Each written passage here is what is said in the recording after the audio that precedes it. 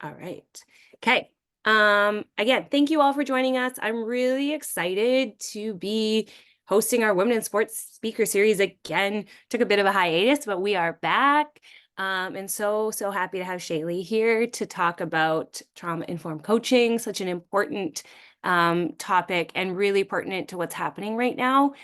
Before I hand it over to Shiayli, one of our things with this speaker series, we want to promote organizations that support access to sport. And I really want to just take a moment and encourage people to check out Kids Sport in their area. And if they can, make a small donation to Kids Sport.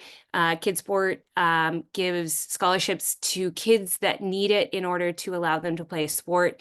And they're seeing a drastic increase in the number of kids that are looking to receive sponsorship. I think it's like they had almost like a 300% increase in usership in the past year in Vancouver. So if you can take a moment and you can give a little bit of money to that, that would be massive. So Shiayli, thank you so much. I am going to turn my camera off and I'm going to turn it over to you. Amazing. Thank you, Amy. Hi, everyone. I'm so happy to see a lot of familiar faces on the call today, some who I knew were coming and some who I didn't. So I appreciate you spending this hour with us. So yeah, today I'll be talking about trauma-informed approaches for coaching and leadership. This is particularly important when we're looking at high performance spaces where we're really trying to nurture and support people to develop and grow and achieve their highest potential. And as we know, we live in a very complex world where a lot of different things are going on at all times. And so when we're working with diverse populations of people, we really have to understand that they're bringing their lived experience into the room with them whenever we're interacting with them. And so hopefully you take something from this session today. This is a topic that is very personal to me. It's kind of an intersection of both my lived experience and my professional expertise. And hopefully, no matter where you are in your own journey, whether you're a coach, whether you're a leadership in the sporting space, or whether this is just a topic of personal interest to you, hopefully there's something you can take out of this conversation today. So a little introduction. My name is Shiayli Toni, she, her pronouns. And I'm a speaker, I'm a facilitator and educator. And really what I specialize in is sexual violence prevention and consent culture. So I currently work in the post-secondary fields, designing and developing curriculum and different programming for universities to really enhance the way we engage in community and engage in culture. And so I work with staff, faculty, and students to really provide them with the skills and the tools to create safer and more caring environments, and to create environments that are hospitable to growth and well-being. So I also have a background as a former ice hockey player. I played for 19 years, and I had the honor and delight of playing with some of you on the call today. So it really warms my heart to see some of my teammates on here. And I'm sure as I speak to some of my lived experiences, you've walked along that path with me and can relate to a lot of the things we'll be talking about today. So as we get started, I do want to acknowledge the land I'm calling in from. So I'm currently situated on the traditional, ancestral, and unceded territory of the Musqueam, the Squamish, and the Tsleil-Waututh peoples. And it's particularly important to acknowledge our positionality and how we came onto this land and what that means for the responsibilities we have and the way we engage with the people and the culture around us. So I'm of mixed race descent. I was born in Saskatoon, Saskatchewan, which is Treaty 6 territory. And my mom is Chinese and my dad is Austrian German. And I have the benefit and privilege of living on this land and continuing to learn through my journey.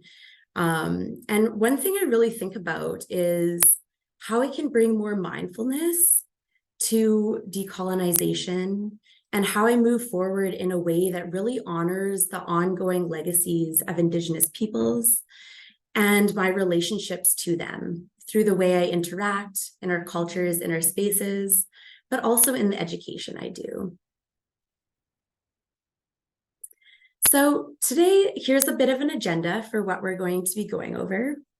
So we're going to be talking about some definitions of trauma, what that means, how it shows up in our lives, and what it really means to provide trauma-informed spaces, and how to take trauma-informed approaches when we're working with people in a sporting context. In that, we'll be looking at the cultural context of sport. So looking at a lot of the social norms that are at play, a lot of the common challenges we experience both as athletes and as coaches and leaders. And as part of this, we'll be talking about maltreatment in sports, some of the things that we are seeing come up and that you may contend with if you're in a position of power or authority in these spaces. Furthermore, we're going to be unpacking a bit of the neurobiology of trauma. So looking at how traumatic experiences can impact our brain, our body, and our behaviors.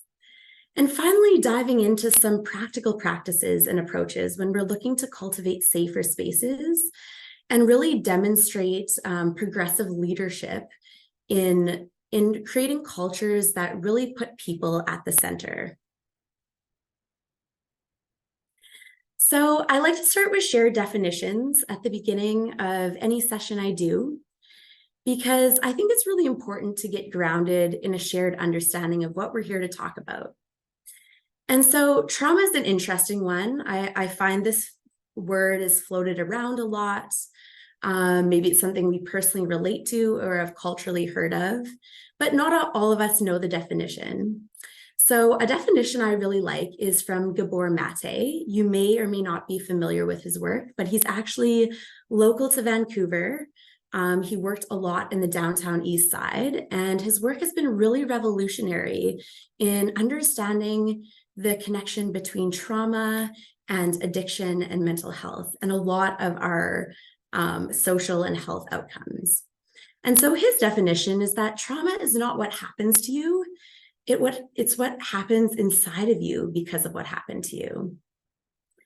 And so an important thing to understand about trauma isn't just those big one-time events that we commonly think about, whether it's a natural disaster, whether it's an incident of overt violence. This is definitely one of the definitions of how trauma can occur and be experienced. But it's important to note that trauma can also be something that is ongoing and compounding. So it could be facing prolonged financial stress.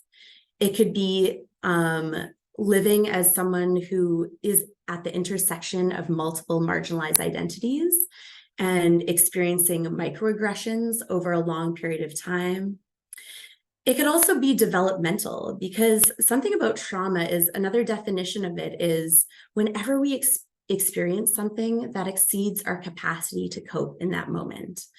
And so when we're looking at developmental trauma, what we're looking at is something that happens to us too fast or too soon. Maybe it's in an early stage of life when we don't have the context or the social resources or skills to adequately deal with it. And so something could be a trauma in our early life that we could experience later on, and it wouldn't necessarily be traumatic to us. But it's important to take this into account so that we understand the breadth and depth of how trauma can come up.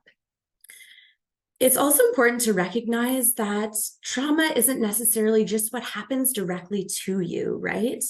It can also be intergenerational in nature, meaning it's passed on through family dynamics and different lineages, understanding that if we look out in our world at the histories of violence and the ongoing inequity, that intergenerational trauma is something that a lot of us contend with, especially if we're coming from marginalized communities or communities that are facing ongoing violence. And so a lot of trauma may be historical too. And so this is something I want to talk about when we talk about taking a trauma-informed approach to coaching and leadership.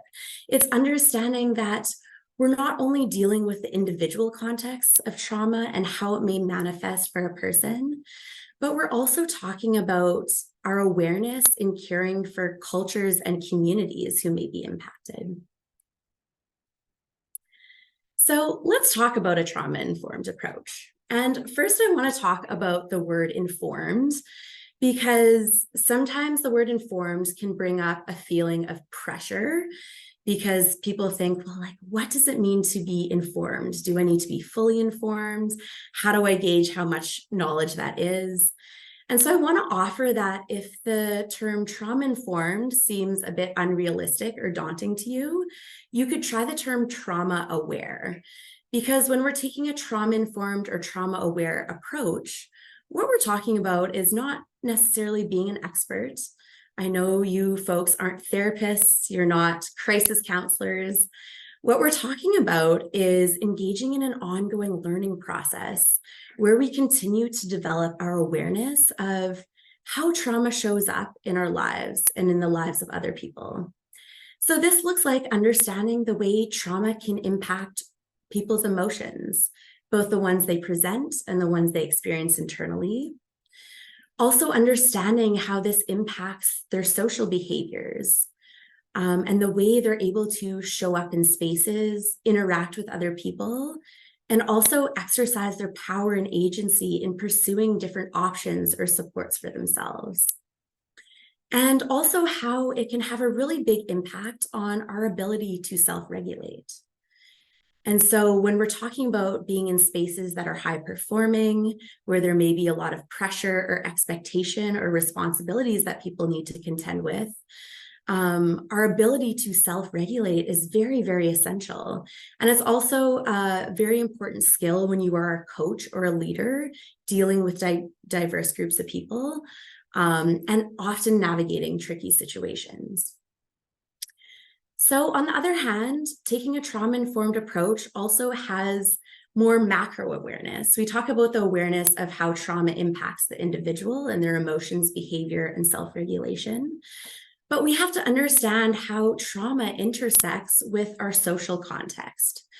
And so part of our awareness that we want to be generating today is the understanding of socialization and how this impacts both us and what our internalized biases may be, how we may be taught to interact with the world or perceive people's value.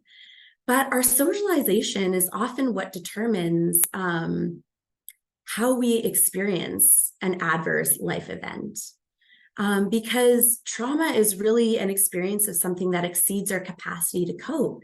And so we have to look at equity. We have to look at access to systems and support options, all these different factors that resource us to be able to cope in different moments, right?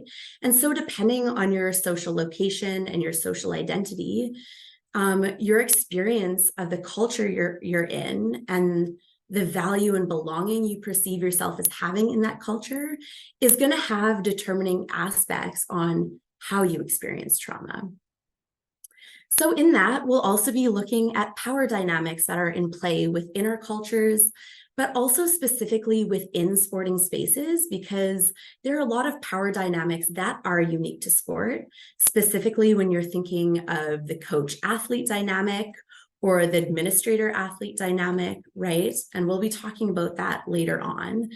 But whenever we're talking about inequity, whenever we're talking about different social dynamics, there's always power at play. So that's another awareness we want to be building today. And all of this informs how we can understand how someone may experience their safety and belonging in a space. And so when we're talking about being trauma-informed, we're talking about building this awareness of safety and belonging, both in the very conscious sense of, okay, am I showing up in this space and being valued and included? But also in the unconscious sense, understanding that if you live at the intersection of marginalized identities, you might experience a lot of more subtle things or microaggressions that kind of put you in a high alert state and impact your feeling of safety. So kind of understanding how we want to move forward today and what we're here to do in increasing our awareness, I want to talk about the current social context that we find ourselves in.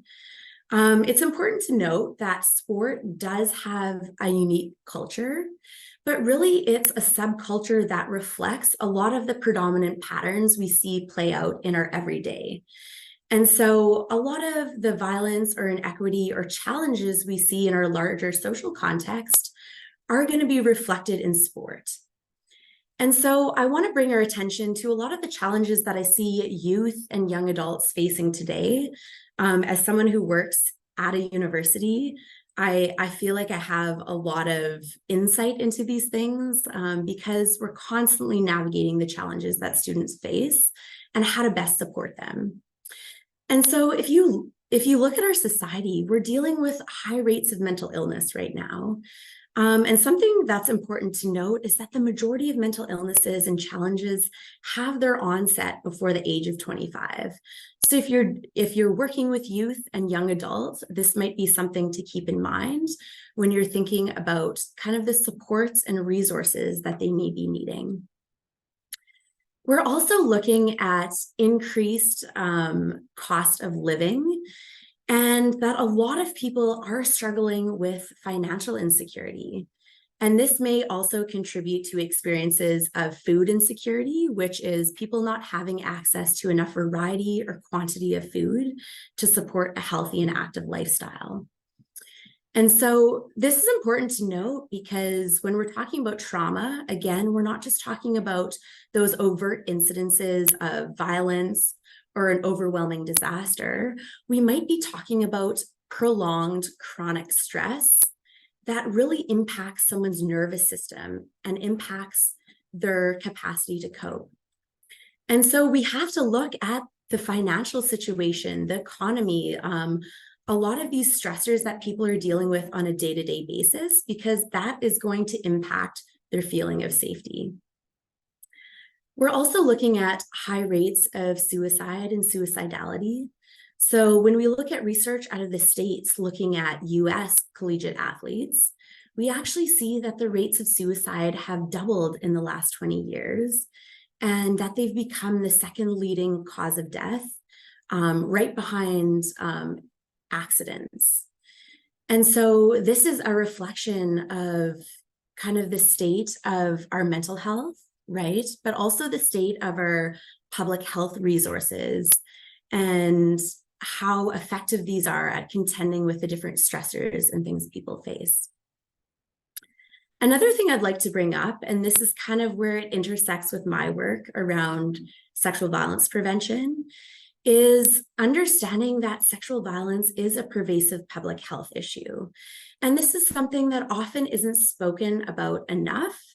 It's kind of something that lingers in the background. People know it happens. They're very uncomfortable about talking about it. Maybe they feel inequipped at dealing with it. But when we're talking about taking a trauma-informed approach and creating safer spaces, we have to understand the high rates of sexual violence, and that at any given time, there are going to be individuals in the room who are survivors and who bring in their personal lived experience around these areas. And so some stats that we commonly cite are that 1 in 3 women and 1 in 6 men will experience sexual violence at some point in their lifetime. And I do want to say, based on my work and my personal experience, that these stats are very conservative and they're actually inaccurate. And this is for numerous reasons. So on the one hand, we understand that sexual violence, the majority of these cases go unreported. And this is even more so if you are someone who comes from a marginalized identity, because when we look at reporting processes, we're also looking at processes that have a lot of implicit bias and a lot of equity issues. And so it's important to know that while sexual violence is widely underreported, another thing to think about is if you have a marginalized identity, you may also have more barriers to accessing these systems that are meant to support you. You may not be certain whether these systems are going to achieve the healing or the justice that you want and need. And so we often see that people with marginalized identities are underrepresented in our statistics. They're underrepresented in our reporting and justice processes. And so this is something important to understand. And the other thing is that this topic is very gendered, right? We often talk about this being a women's issue that is perpetrated by men. And while we see that this is reflected in the statistics, it's really important to note what impact this has on people who are gender diverse or are queer, and how our experience of gender actually informs the way we experience sexual violence and what we might consider as how we might, sorry, I need to take a breath. I'm getting nervous. Oops. What am I trying to say here? We have to be aware of the way we conceptualize violence. So oftentimes we conceptualize this as something very overt, and we invalidate and dismiss a lot of the more seemingly everyday forms of sexual misconduct. And our experience of this is also gendered, right? So if we are a man, our experience of gender is going to inform what we think of okay, sorry, I'm getting so nervous. I'm just going to move on from this topic because I feel like I'm elaborating too much and I'm getting too nervous. So we're just going to move on from this. But the other thing I want to talk about is substance use. And so this is something that we see as very pervasive in our society, but also in sporting contexts. And often people use substance use as a means of coping. And so if we take a trauma-informed approach and understand that a lot of people are dealing with things in their personal lives outside of what we see day to day, we understand that substance use isn't something that we should pathologize, but is actually something that we can see as a form of resilience and might be a cue that people need some extra support in certain areas. And of course, substance use, if it's been being used as a means of coping, can be exacerbated by any of the experiences of the things on the board. All right. So I recently watched this webinar on maltreatment in sports, talking about current knowledge and future directions. And so there's some really, really interesting findings when it comes to the context of sport and some of the unique challenges that we experience when we're in these spaces. So of course, we need to contend with the social cultural construct of the society we're living in, but there's some things that are also unique to sport. And one of those things that they found in this webinar, which I've put a QR code on the screen if you want to use your phone and find it on YouTube. But one of the things they saw is that unlike other spaces where we have professional expectations around conduct and the way we want our interactions to be, we don't have the same parameters in sport. And so what we actually end up doing is condoning a lot of behaviors that are abusive, and that in other professional settings, like in the workplace or in academia, at schools, these behaviors would not be as widely accepted as they are in sport. And so when we look at the abuse and maltreatment that occurs in sport, the biggest thing we're looking at is psychological abuse. Psychological abuse is by far the most common. It's in some ways the most insidious because it's not always something that we can overtly call out, right? Especially if it's normalized within these sporting contexts. And the interesting thing is that sometimes we think that these abusive behaviors or these psychological stressors are more prevalent when it comes to spaces that are more competitive, maybe semi-professional or professional. But what they found in these studies was that abuse, psychological abuse, and the acceptance of these behaviors is found in every type of sport, at every age category, and at every level, from the super recreational sports to professional settings. So this is something we want to be aware of. Also, talking about the way the processes within our cultures of sport are also reflections of our larger social context, is the understanding that we live in a patriarchy. And what we see in sports is that women actually experience higher rates of harm than men do. And of course, I'm referring to a gender binary here, which we know doesn't cover the breadth of our human experiences. But sports is also gendered into a binary of women and men. And so when we see that women are experiencing higher rates of harm, this is actually a pattern that is consistent with what we see in our larger social context.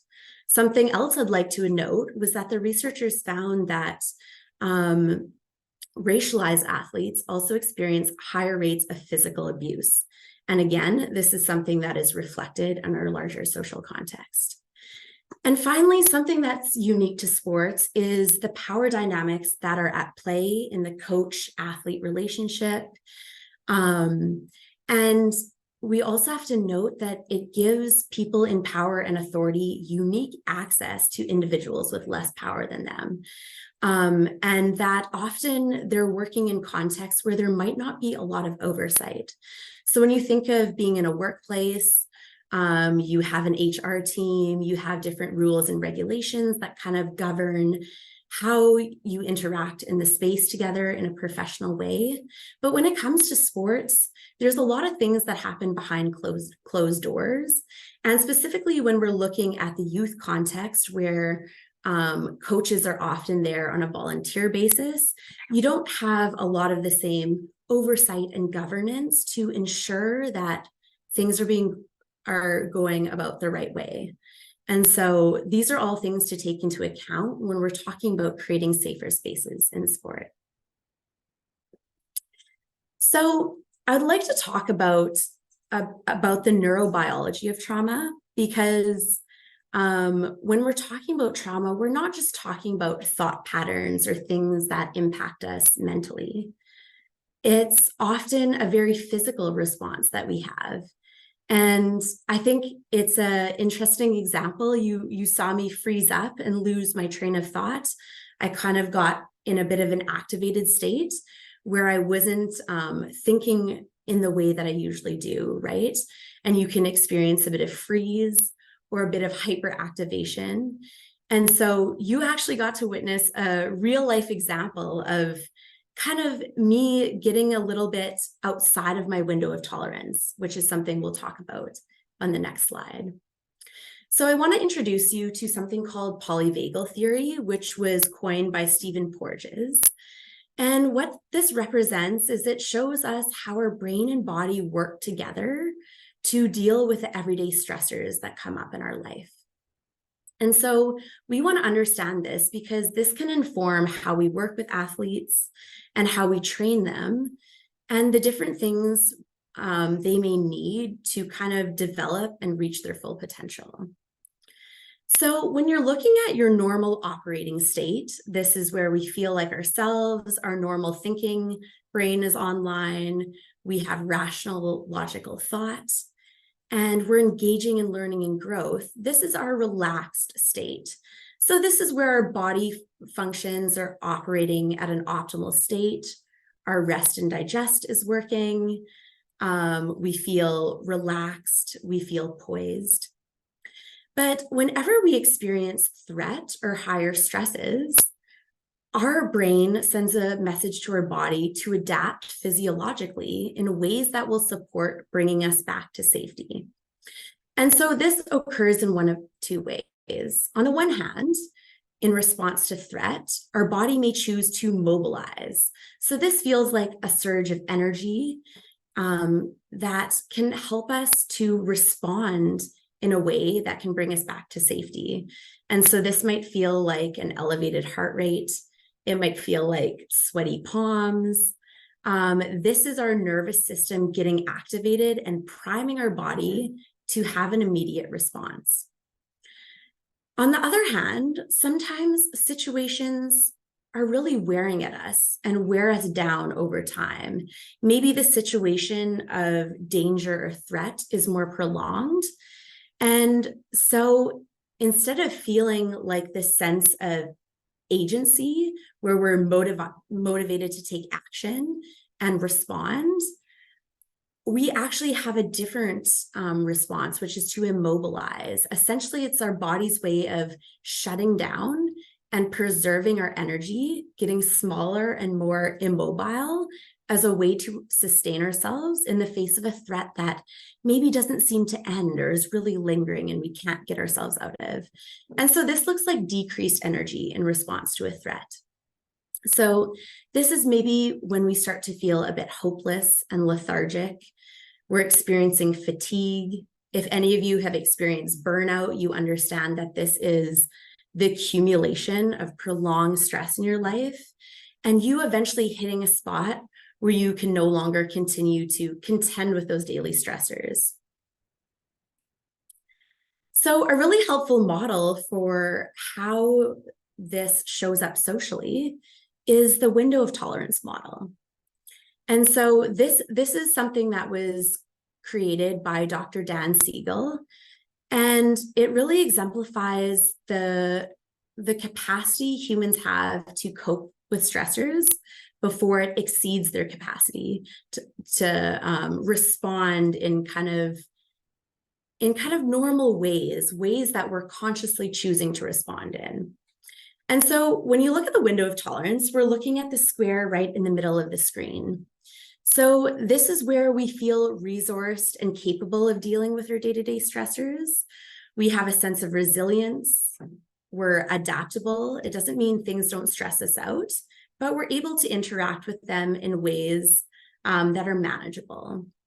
And when we're inside our window of tolerance, we have a high ability to self-regulate to keep us within that window. Now, the thing about trauma-informed practice is that we understand that sometimes people get triggered.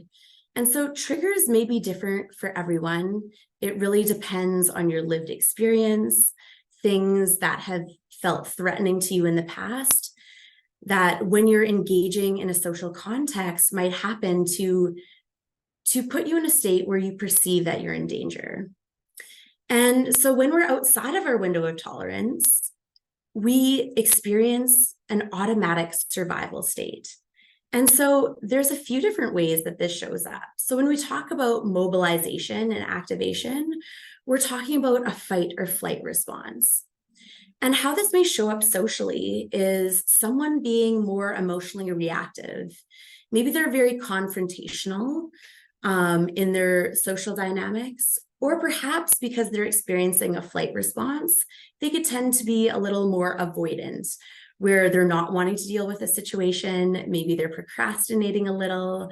They don't feel like they can engage in a safe way. On the other hand, when we're talking about immobilization, it's kind of this collapse response. And so this is when people start to look disengaged. So if we're perceiving someone as, you know, a bit spaced out, maybe they're inattentive, they're not engaging properly. Sometimes it's easy to pathologize this behavior and say, oh, that person doesn't care, or they're not invested enough. But they might be actually experiencing this collapse or shutdown response. And oftentimes this comes with a feeling of hopelessness or lack of agency, where you don't feel empowered to engage in your surroundings in a productive way because you don't feel like you have the safety to, you don't feel like you have the power to make change.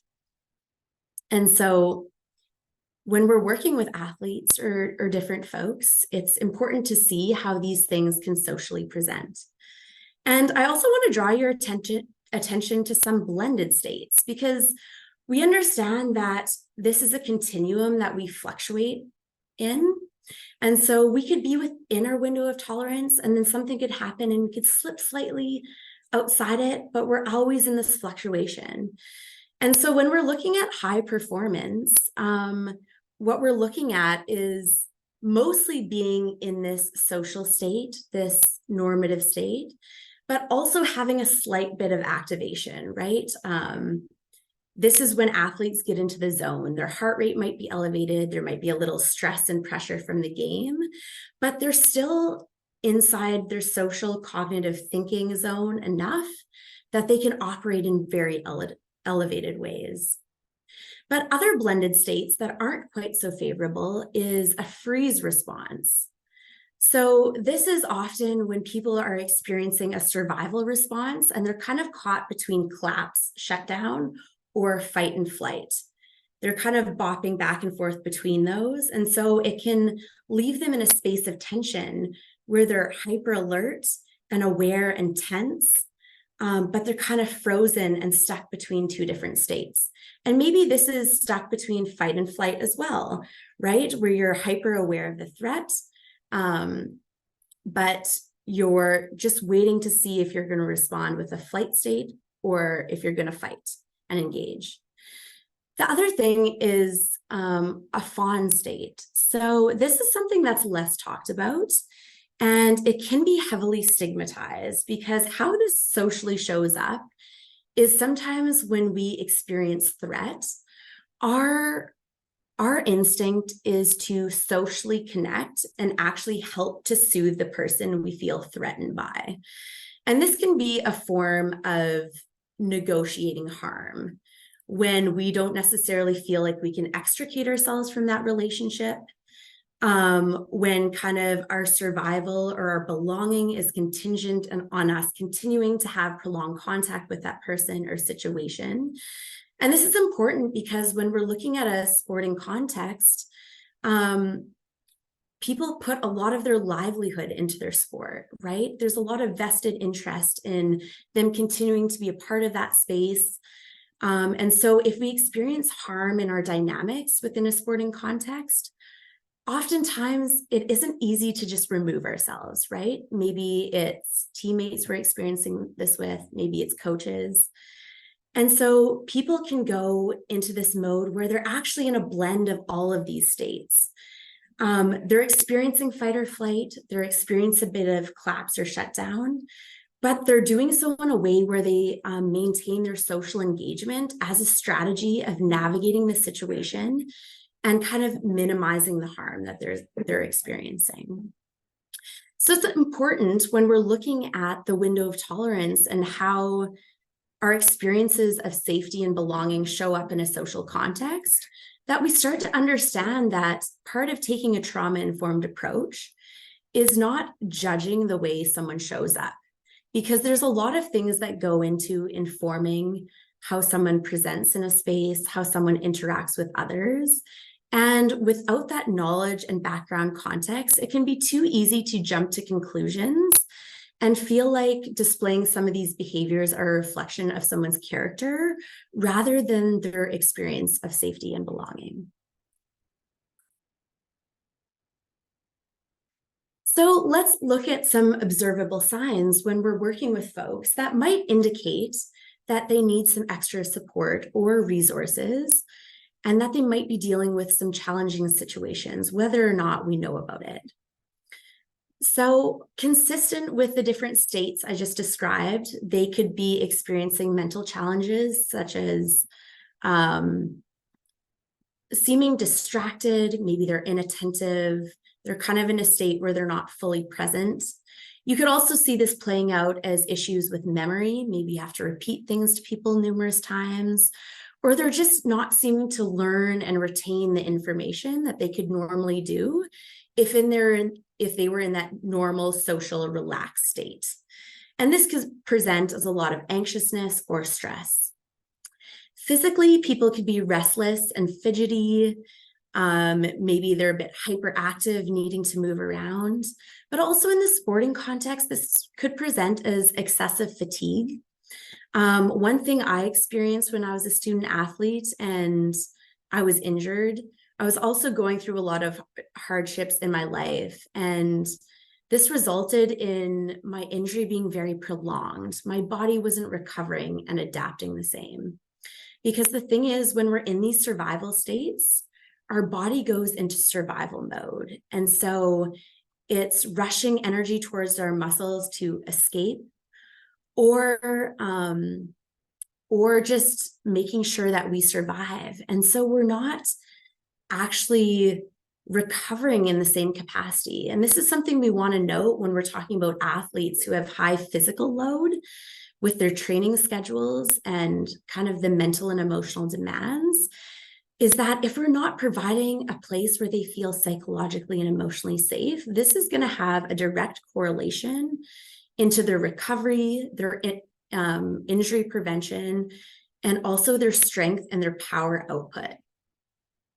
We could experience emotional signs. So if you're noticing someone being very volatile or reactive, this could be a sign that they're outside their capacity to cope. They're contending with different things that are throwing them out of balance. And oftentimes this can result in a sense of low self-efficacy if you see impacts on their self-esteem, on their ability to take risks or deal with negative feedback, because they could also be experiencing some hypersensitivity. And this is directly related to feelings of threat, but also just them having diminished capacity to self-regulate. And then, of course, we have the social components. And so again, this is where I really want to encourage people to approach the situation with curiosity instead of judgment, because I find that when people are presenting with social signs that they may be experiencing trauma, this is where coaches and leaders tend to have the toughest time, because oftentimes this can present as antisocial behavior. And people can think that the athlete needs discipline instead of support. So socially, this could look like avoidance in certain situations, whether that's teammates or avoiding conflict or responsibilities. This could seem like socially isolating, which means people might think they're not engaged or bought in as much. And it could also present as conflict and social strain that wasn't there before. So I know with a lot of the sports teams I've been part of, I've often experienced teammates or friends of mine go through something really hard, and then they start to experience social issues with the team or with different teammates. And this can often be very confusing for coaches and leaders, and they don't know how to deal with it. But I really just encourage you to check in with that person, because this could be a sign that they're dealing with a lot of other things. Okay. And lastly, it could show up as impulsivity. Really that person not taking the time to rationally and logically think through things. They're demonstrating a lot of reactivity, and that could present socially as well. So here I want to talk about shifting paradigms, because this is one of the important things we have to think about when having a trauma-informed approach. So understanding the way trauma impacts people individually and the way this might present socially and cause different challenges in group dynamics and cultural dynamics. We have to understand that there are more and less effective ways of approaching these situations. So traditionally, coaching comes from kind of a military model that really uses this power over model. So the coach has power and authority. They often, in a sporting context, a lot of abusive behavior is normalized as kind of an acceptable way to assert this power and authority. And what we see in this more traditional model is that collaboration and conduct and kind of the interactions that we're trying to generate in these sporting spaces are really upheld by fear, by domination, and by punishment.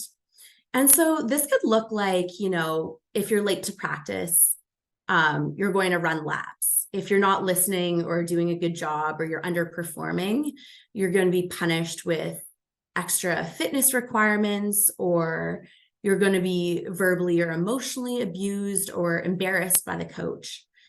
And so this is a traditional model that we're trying to move more away from. It's something that's still very present in sports, but we're currently trying to move towards a more human-centered model that focuses differently. So this is a power with model. This is understanding that the strength of your influence is really dependent on the strength of your relationships. And so this human-centered approach of coaching and leadership is really looking to enhance well-being and resilience by strengthening relationships.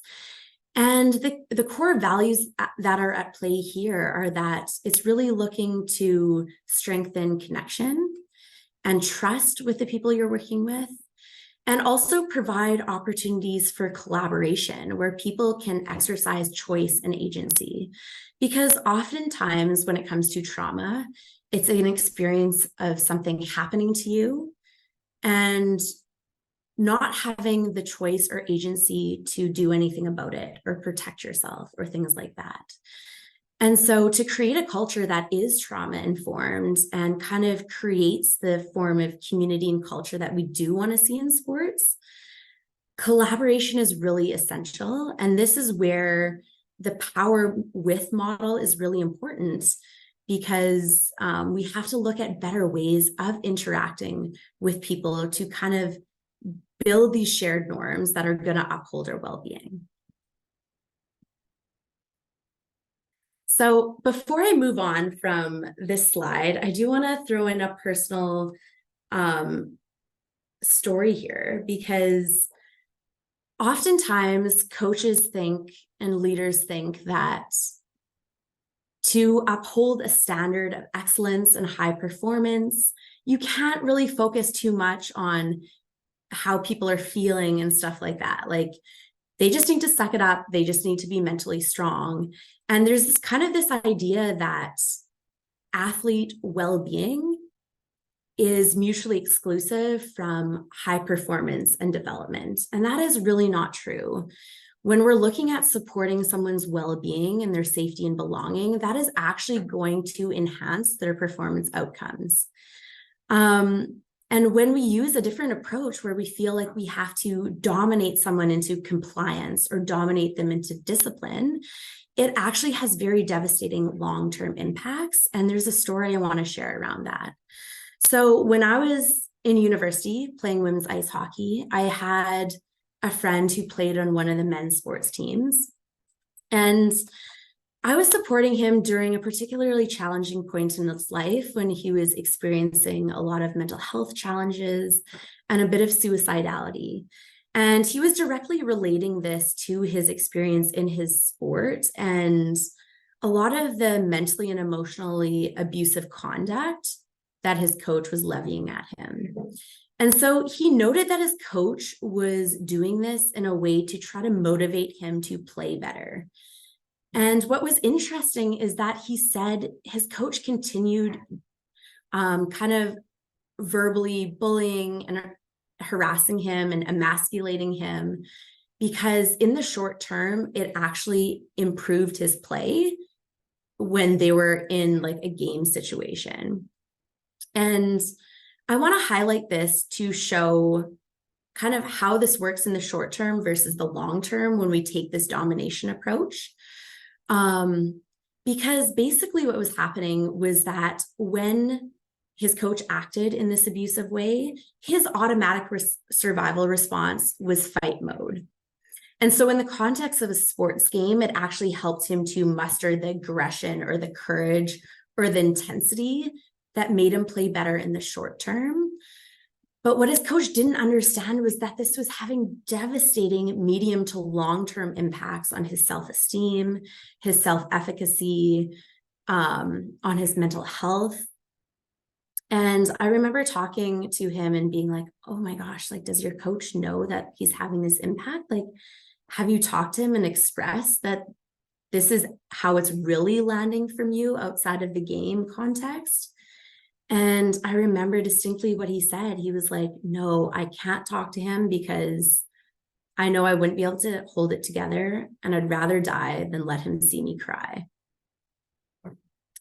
And so this is kind of an anecdote that I like to use as a warning for people who have tended to use the traditional approach in the past because we think that tough love or being hard on athletes can motivate them to play better. And we need to understand that whatever short-term gain that we may see is outweighed in the long run by the negative health implications and personal implications they will face when we don't take a more human-centered and collaborative approach.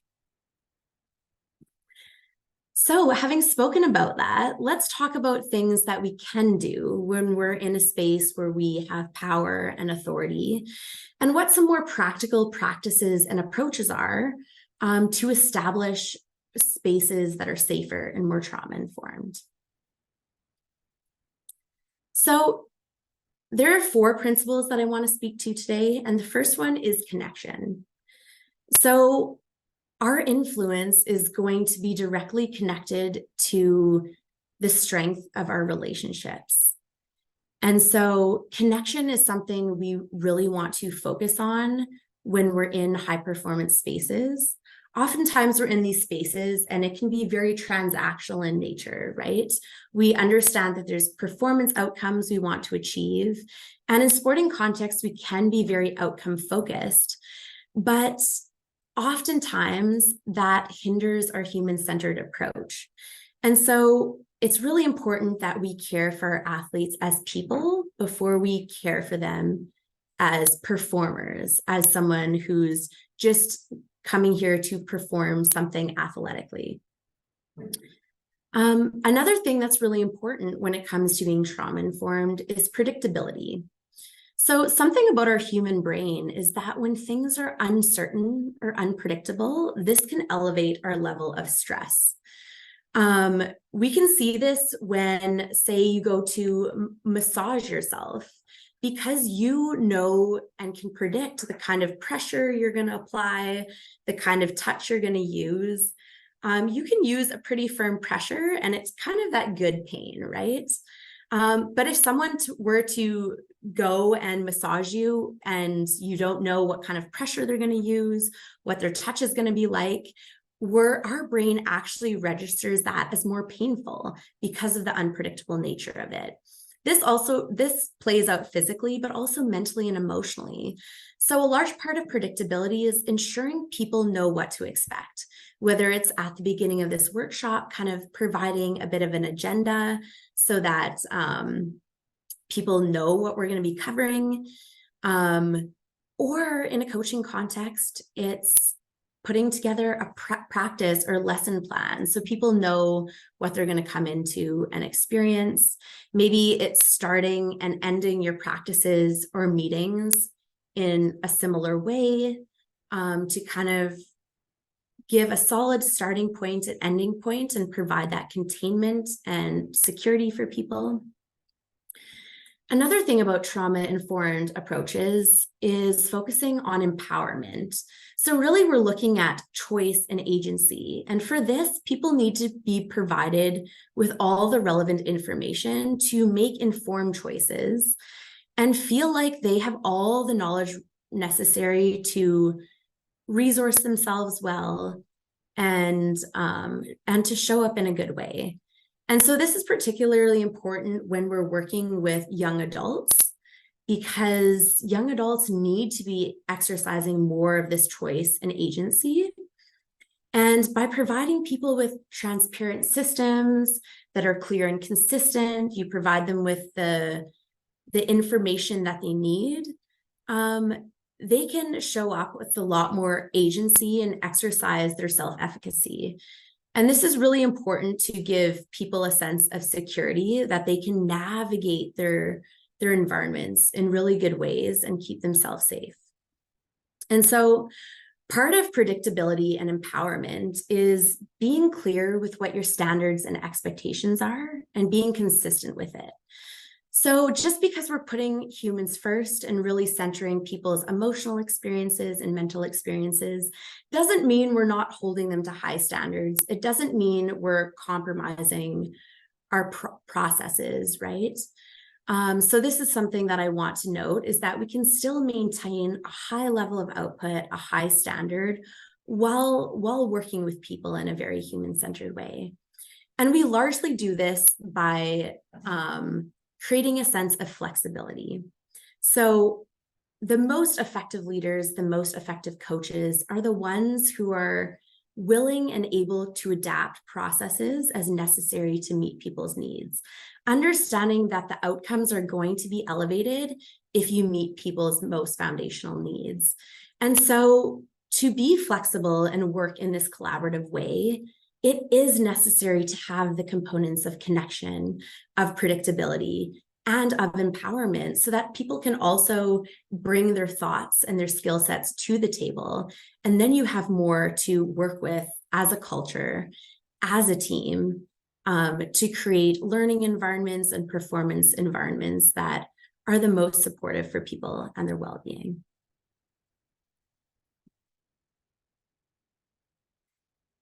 Now we're getting close to wrapping up. I know we're almost at the hour, but I hope that there is some time if anyone wants to ask a few questions. But I really would like to end on this point, is that taking a trauma-informed approach not only acknowledges how trauma impacts individuals and communities and shows up in the spaces and the dynamics with people you're working with, but it also necessitates that you take a trauma-informed approach with yourself. And so there are 3 things that I really want to encourage you to keep in mind if you're a leader, if you're a coach occupying a space of power and authority. And the first one is to know your limits. So this is understanding that anytime we're interacting with a tough, challenging situation, it's going to be brushing up against maybe some of our personal experiences or personal trauma. And so we have to be aware of our own limits in dealing with things and where we may need to step away and actually care for ourselves. Understanding that vicarious trauma also occurs, which means when you're in a supporting capacity, kind of contending with a situation with someone else, that you can actually take on some of those negative health impacts and stressors because of the way their experience also impacts you. And so it's really important to remember your expertise and to remember your role and not be offering services or support that are outside of your capacity, knowing that isn't going to be beneficial to the other person, but it's actually not a trauma-informed approach for yourself either. So the second component that's going to help you to know your limits is also to know your resources. So this is like knowing what experts that you can call in, whether it's someone at your school, whether it's someone in your sports organization or in the larger community, when there is a situation that needs some expertise or some support that you're not prepared to give. So this is really important because we want to know our resources before we need to contend to a situation so that we're not leaving people in a space where there's unnecessary delays or barriers to access to receiving the support they need in those tender moments. So this is understanding your referral processes, how to connect with these experts. And this might be different policies or reporting processes or procedures within whatever organization you work with. Really understanding policy and procedures prior to needing to use them will help streamline support and care for the people trying to access these systems. And it's also good to know your external resources because sometimes people don't feel safe going to the internal resources if there's a conflict of interest inherent in the situation, or if based on their social identity, they feel like there's external resources or community resources that are better suited to meet their needs. And lastly, I want to encourage you to embody your values. So this looks like ongoing self-care, ongoing growth, really knowing your limits and doing boundary setting. It's important to note that after this hour together, we've just briefly touched on a lot of these topics, but this isn't going to leave you in a space where you're now a trauma-informed practitioner. This is an ongoing learning journey and one that I hope you will continue to be open to. And hopefully what we talked about today just gives you enough insight and curiosity to delve into more learning as you go and develop in your leadership and coaching journey. So that's all the time we have today. It's already 10:01. There's definitely more to say. This was just briefly skimming the top, but I hope you got something out of this. I hope I wasn't too rambly. I'm a little underslept today, so I really appreciate your patience and just you showing up and sharing this space with me. I would love it if any of you have questions, if you want to chat. I'll linger back a little. You can feel free to use the chat box if you'd like to type a question, either publicly, or you can direct it at me or Amy personally, and we can answer it anonymously. Or feel free to unmute yourself, say hi. Yes, thank you so much. And I hope you enjoy the rest of your day if you need to leave.